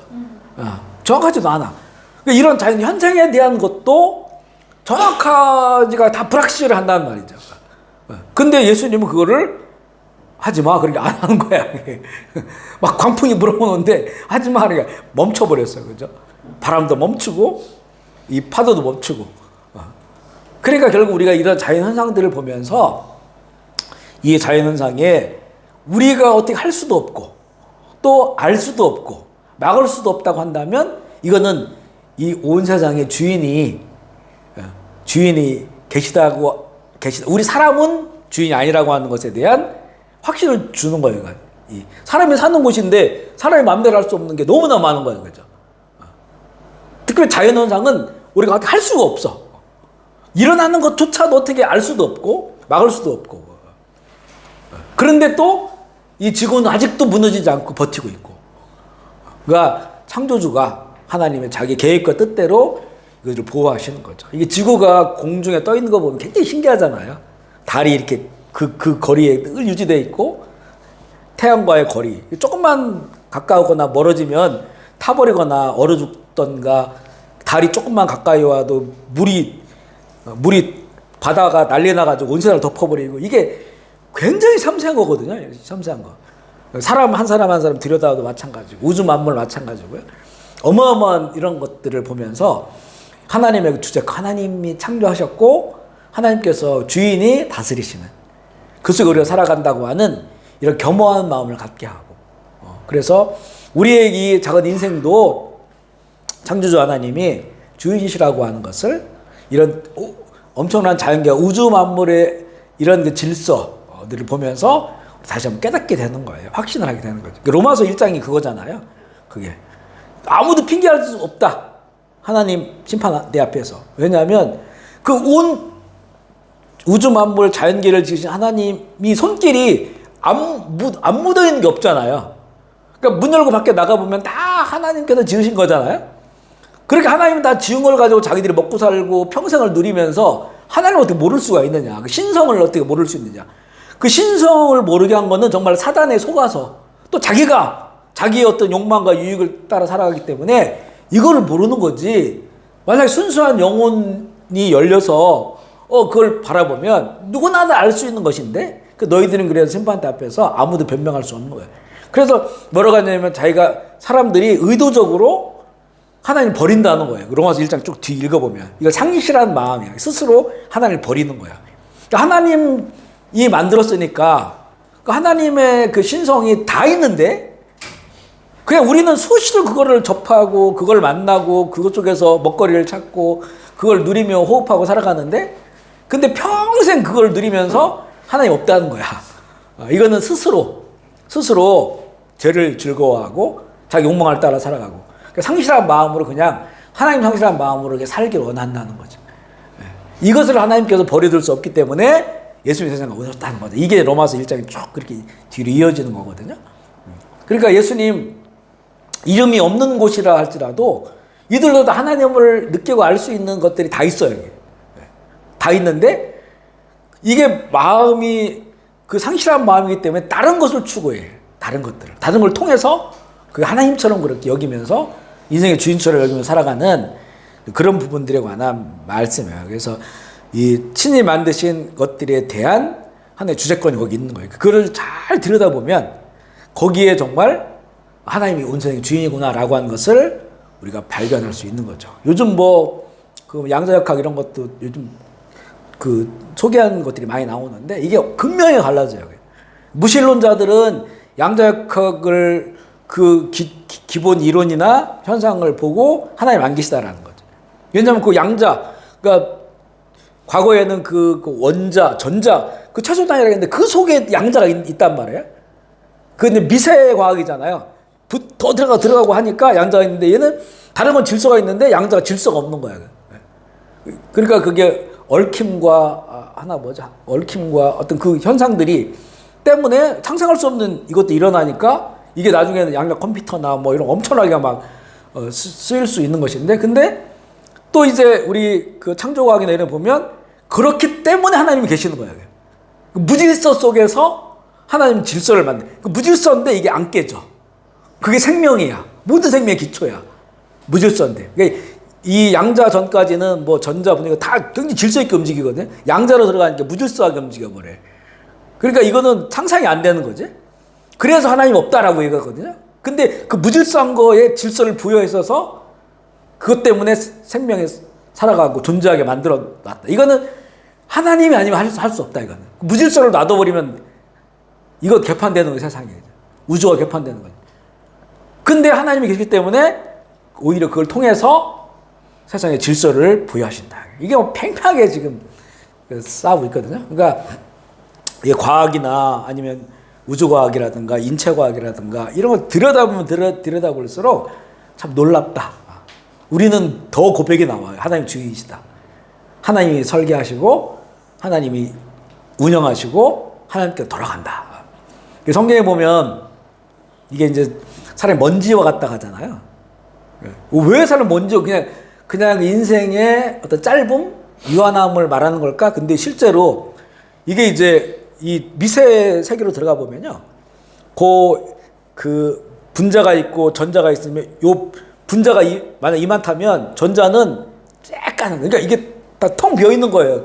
그 공간이.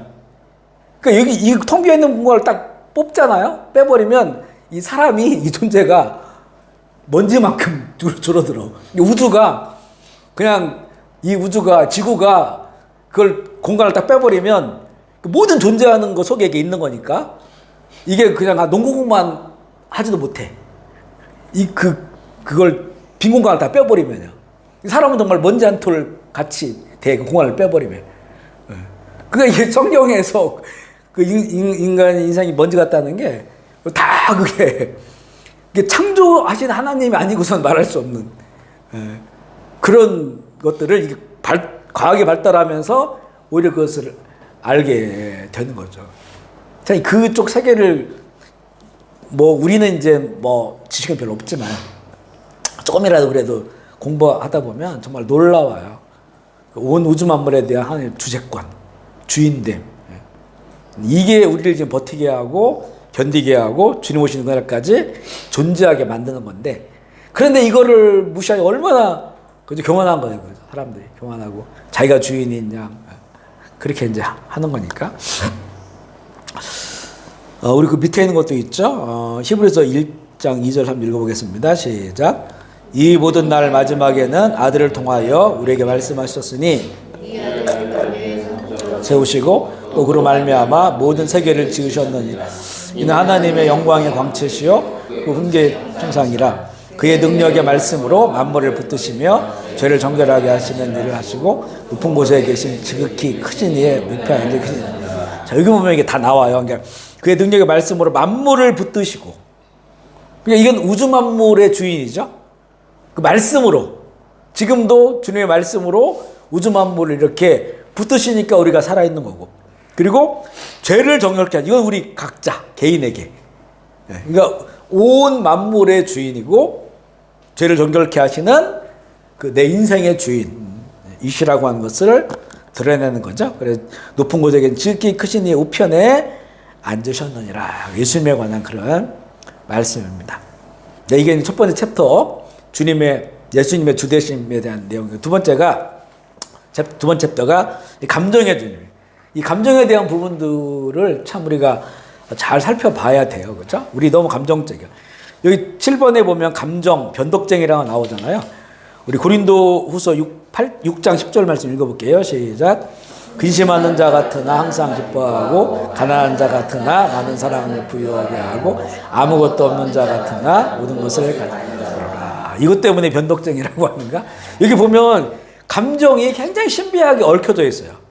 잘 보면 근심하는 자 같으나 항상 기뻐하고. 이거 완전 반대의 개념이잖아요.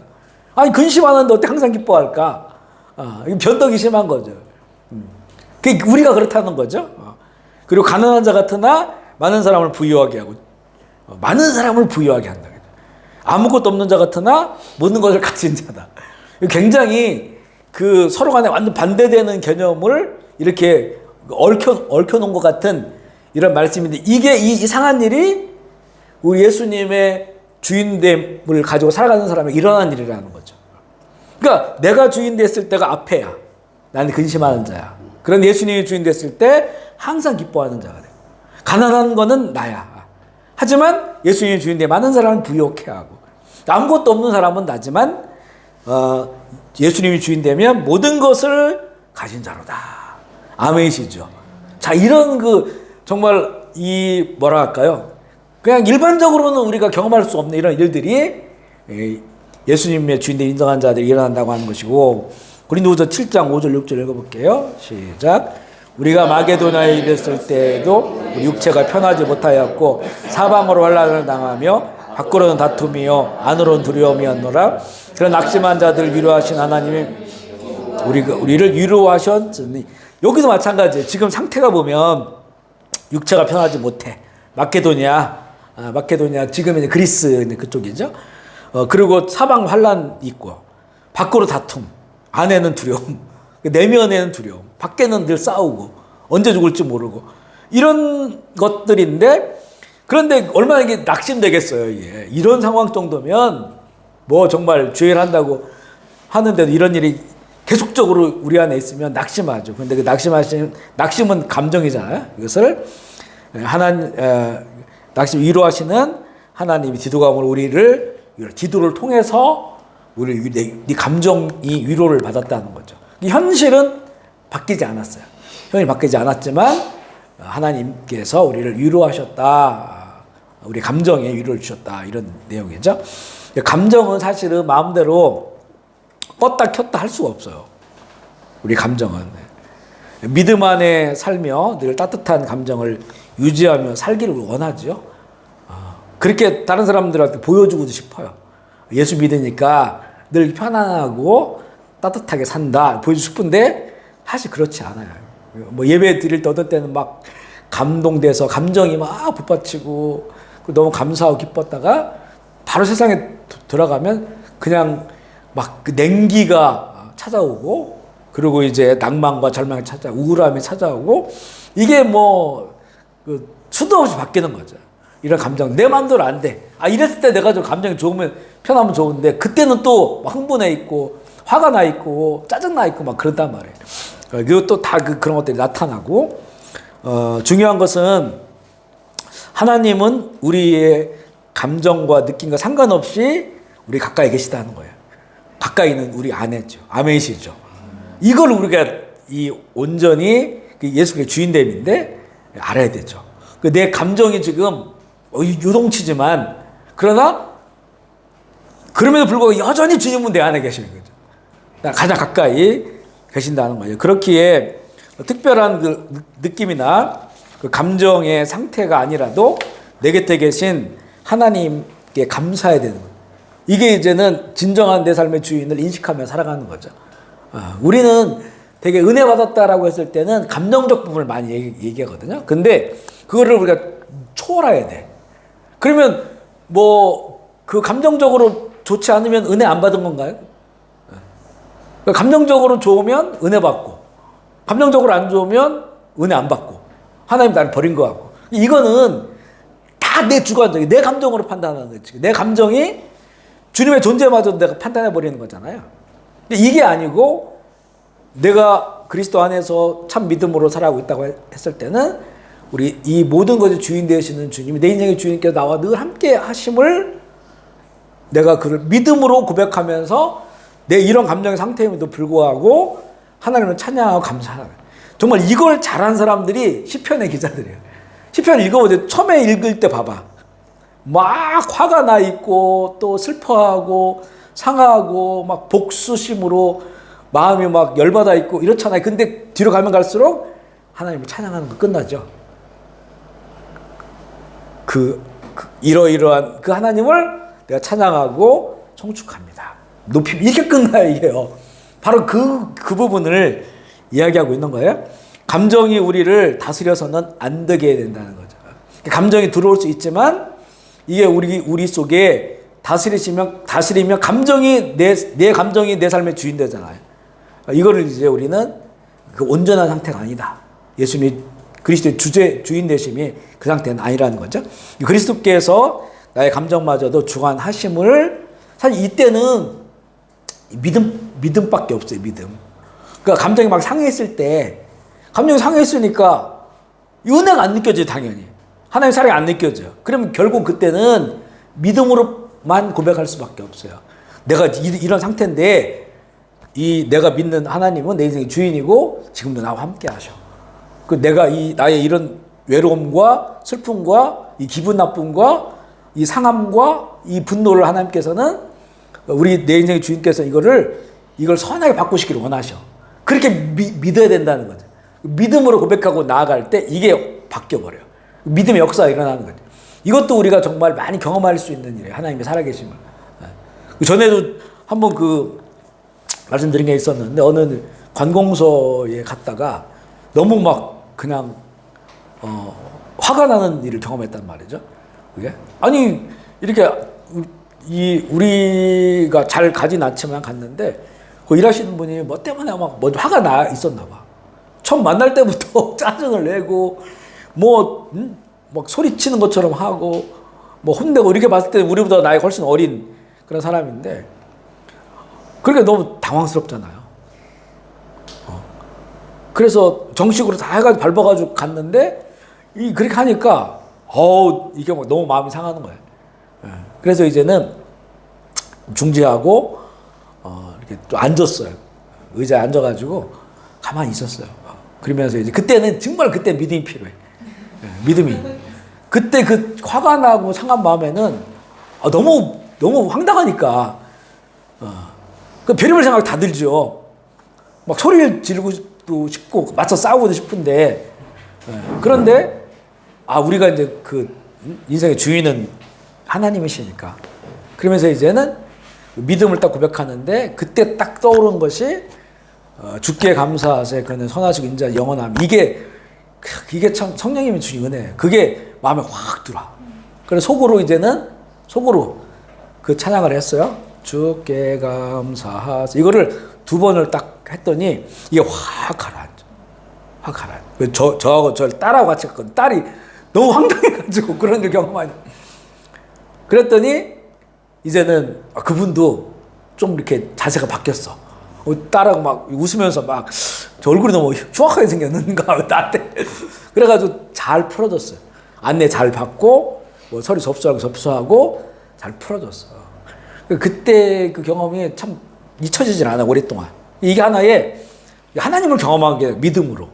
그때는 정말 믿음밖에 없어. 사랑도 없어. 사랑할 수가 없어. 소망도 없어. 진짜 믿음밖에 없더라고요. 내가 믿는 하나님, 그분이 누구신지. 주께 감사하세 그는 선하심 인자하심이 영원함이로다. 그래서 그걸 스스로도 많이 적용도 하지만 우리 교인들에게 많이 얘기했어요. 그동안 보면 그때 그 하나님이 누구신지를 생각하고 그분을 찬양할 수 있으면 그 문제 해결된다. 거기서 그분 상황들을 바꿀 수가 있다. 근데 그게 잘 안 떠오르거든요. 그러니까 우리가 이럴 때 우리의 믿음이 빛을 발하는 거예요. 빛을 발한다. 그러면 정말 그 감정도 우리 하나님께서 주인 되어 주시는 거죠. 그걸 만져 주셔가지고 좋은 열매로 뭐 이렇게 승화시키는 것을 보게 됩니다. 근심하는 자 같으나 기뻐하고 이 반대의 감정이 동시에 존재할 수 있을까? 그리스도인에게는 이게 가능해요. 왜냐하면 그 근심하는 건 나지만 항상 기뻐하라고 하는 건 주님의 말씀이기도 하고, 그것을 우리가 바라보면 그 기쁨을 우리에게 주시니까. 이거 이제 조이잖아, 조이. 그죠? 하나님이 주시는 거예요. 샬롬을 하나님이 주시는 거죠. 어떤 감정이라도 그리스도의 주재권에 굴복할 수 있어요. 어떤 감정이라도. 이거는 다 가능합니다. 우리 그 분노, 또 미움, 어떤 슬픔, 상처, 절망, 낙심, 이런 모든 감정이 그리스도의 주재권에 그 안에서 다 이게 만져질 수가 있어요. 그죠? 아멘이시죠? 안 된다고 생각하면 안 돼. 우울한 감정도 다 만져질 수가 있습니다. 우울한 감정도. 그래서 이거를 우리 안에 그 하나님의 그 기쁨으로 우리 채워지기를 원하신단 말이죠. 시편은 시인의 현실의 문제에 대한 감정을 토로하다가 끝내는 하나님을 찬양하고 감사하는 거로 마무리가 돼요. 시편 읽어보면 다 그렇게 돼 있어요. 그죠? 이게 다 놀라운 거거든요. 놀라운 거예요. 앞서 얘기한 것처럼 근심하는 것 같으나 기뻐하고가 그렇게 이루어지죠. 실망, 좌절감, 두려움이 몰려올 때 우리를 사랑하시고 보호하시는 하나님을 바라봐야 되는데 바라볼 수만 있으면 돼. 그때 못 바라봐. 근데 이게 너무 속이 상하고 너무나 감정적으로 이렇게 빠져가 버리면 하나님 못 바라보거든요. 이게 만성화되면 그게 이제 우울증이 되고 그게 여러 가지 장애로 나타나는 건데, 그러니까 그때 바라봐야 돼. 그때 잘 안 돼. 믿음으로 바라. 고개를 딱 들여야 돼. 그 불뱀에 물려가지고 죽어가고 있잖아요. 죽어가는 사람이 어떻게 고개를 들어요? 독이 다 퍼져가 죽어. 근데 고개를 믿음으로 저 장대 높이 달린 저 구리병을 바라봐 그러면 살 거야 라고 하는 그 믿음을 가지고 바라보면 사는 거야. 그러니까 이때 정말 하나님의 주인 되심, 예수 그리스도의 주인 되심을 경험하는 거예요. 그때 그렇게만 하면 바뀌어요. 감정이 다스려져. 상황이 바뀌어. 그러니까 이것을 이제는 정말 자꾸 말하고 싶어요. 고린도후서 7장 10절 읽어볼게요. 시작. 하나님의 뜻대로 하는 근심은 후회할 것이 없는 구원에 이르게 하는 회개를 이루는 것이요 세상의 근심은 사망을 이루는 것이니라. 여기 보면 이제 그 근심 나오는데 하나님으로 인하여 따뜻한 감정을 느낄 때 하나님을 찬양하고요. 고통이 밀려올 때 내가 하나님을 바라고 의지하고 있음에 또 감사하는 거예요. 그러니까 우리가 이제 하나님으로 인해 따뜻한 감정을 느낄 때 너무 좋죠. 할렐루야, 감사합니다. 이렇게 하고 있는데 그런데 이제 다른 반대의 감정이 몰려와요. 반대의 감정, 근심, 걱정 이런 것들이 몰려와요. 그때는 우리 믿는 사람들에게는 우리가 하나님을 내가 그럼에도 불구하고 하나님을 바라고 의지하고 있다고 하는 것 같아요. 그러니까 나는 지금 이렇게 절망적이고 걱정도 많고 그런데 이거는 내가 하는 것이고 그 우리의 주인이시고 우리를 구원하신 하나님을 내가 바라볼 수 있다고 하는 것이 그게 감사가 되는 거예요. 이때 이게 감정의 변화가 일어나거든요. 그래서 시편 42편에 보면 목마른 사슴 시냇물 찾아 헤매이듯이 내 영혼 줄 찾게 갈급하나이다 그러잖아요. 그러니까 만약에 이 갈급함이 없으면 안 돼. 갈급함이 없으면 그냥 목마르가 죽는 거예요. 자기 감정에 빠져 죽어. 근데 그 속에 내가 그렇기 때문에 고통스럽고 힘들기 때문에 하나님을 바라보는 거야. 그러면 여기서 오는 게 있다는 거야. 여기서. 그러니까 이게 얼마나 중요하냐. 그러니까 갈급함이 있냐 없냐에 따라서 침체하느냐 우울감으로 빠져 들어가느냐 아니면 기쁨으로 바뀌느냐. 여기서 이 갈급함의 그 핵심이 갈급함이에요. 그러니까 우리에게는 그리스도 안에 살아간다는 우리에게는 거기에 대한 확신과 믿음이 있기 때문에 아무리 감정적으로 우리가 이 빠져 들어가고 절망에 낙심 있고 할지라도 이 하나님을 바라고자 그렇기 때문에 내가 하나님을 더 갈급하게 바라보는 이 믿음의 갈급함 이것이 그거는 내가 거기까지 할 수 있지만 그 다음부터 하나님이 하시는 거거든요. 그걸 통해서 그걸 타고 하나님께서 우리를 만져주시고 위로하시고 거기 다시 일으켜 세워주시는 거예요. 그렇게 하실 하나님을 우리가 감사하며 찬양할 때 이게 반전이 확 일어나는 그런 상황으로 가는 거죠. 자, 여기까지만 할게요. 7번까지 하고 다음에 8번부터 오늘 속도 보니까 이거 오래 갈 것 같은데. 근데 뒷부분에는 항목은 많아도 굉장히 간단한 것이니까 우리가 한 2, 3주 안에 끝내보도록 하겠습니다. 오늘 우리가 지금 두 가지 이야기를 했어요. 예수님의 주되심 그리고 하나님 감정적 영역에서의 예수 그리스도의 주되심 전체적으로 얘기하면 그리스도의 주재권 내 삶의 주인은 누구냐라고 했을 때 이렇게 여러 가지 내용들로 우리가 바라보고 있습니다. 이거를 한번 우리 모든 분들에게도 도전하고 싶어요. 우리 형제 자매님들에게 도전하고 싶습니다.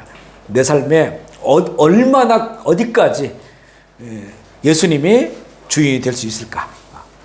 어디까지 그죠? 이 부분을 정말 나의 고백과 또 믿음의 선택과 그것을 주께 주님이 주인 되어 주심을 온 우주 만물의 주인이시고 또 전능하시고 전지하시고 사랑하셔서 대신 죽으시고 구원하신 분이니까 그분이 주인 되어서 나를 이끌어 가시면 훨씬 더 낫잖아요. 그죠? 유한한 내가 그리고 다 알지 못하는 내가 너무나 작은 내가 내 인생을 끌고 가려니까 이게 내 인생의 주인 되어서 살려니까 얼마나 힘들어요. 그죠? 그리고 방황하죠. 방황하고 또 열매들이 안 좋은 게 너무나 많고 그런데 내 인생의 주인 되시는 하나님 나를 주고 예수 그리스도께 내 인생의 전반을 다 그분께 내어드리고 그분이 주인 되어 주심을 또 예수님께서는 그 주인 되시기를 원하셔요. 그래야 우리가 잘 살기 때문에 또 우리가 바로 살기 때문에 그래서 너희들이 예수님을 너희들이 주라고 부르라고 하는 건데 그 주 앞에 무릎을 꿇으라는 거잖아요. 꿇으라는 게 꿇어서 예수님 우리를 자기 마음대로 움직인다는 게 아닌 거예요. 가장 좋은 길로 인도하신다는 거죠. 왜냐하면 유한한 우리가 또 한계가 있는 우리가 살아가고 결정하고 선택하는 것들은 이거는 너무나 이제 많은 문제들이 야기되고 그리고 이 좋지 않은 열매들이 많기 때문에 그때 우리가 슬퍼하고 또 넘어지고 깨지기 때문에 예수님의 주대심 인정하고 그때에 따라서 살거라. 주님께서 뭔가 막 전행하시기 위해서 막 가지고 막 흔드시기 위해서 우리 주인 되어 주신 게 아니고 정말 진리로 바른 길로 천국 가는 길로 인도하시기 위한 그렇기 때문에 주님께서 주인 되시기를 원하시는 거죠. 그분께 다 내어 드리는 삶이 우리의 인생의 참 도전이라는 생각이 들어요. 오늘 말씀 생각하시면서 우리 결단하면서 그렇게 되기를 원합니다. 그리스도의 주재권을 내가 인정하고 주님 나의 참된 모든 영역의 주인 되시기를 원합니다. 우리 주의를 한번 부르고 통성으로 기도하겠습니다. 두 손을 가슴에 모아주시면 제가 한번 기도할게요.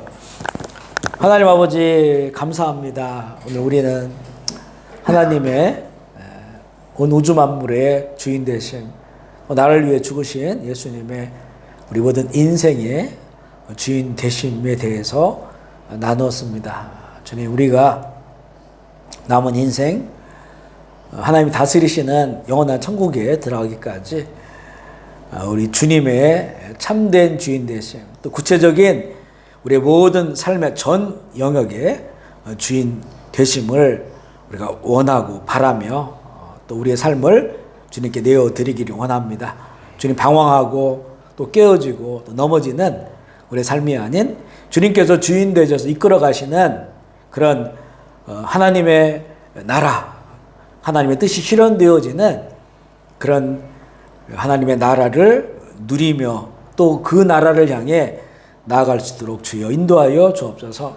우리의 세부적 영역까지 특별히 우리의 감정의 영역을 주께서 만져주셔서 우리 개인적 감정에 빠져들어가지 않도록 주님 도와주시고 그곳마저도 하나님의 기쁨으로 평안으로 은혜로 채우시는 주님을 바라봄으로 우리가 이 어지러운 세상이지만 또 많은 우리의 마음을 무너뜨리는 것들이 이런 사건들이 많이 일어나지만 그럼에도 불구하고 주께 감사하며 기뻐하며 하나님을 찬양하는 자들로서 우리의 온전한 감정의 주인 되시는 주님, 인격의 주인 되시는 주님과 함께 동행하는 은혜를 누릴 수 있도록 주여 역사하여 주시옵소서.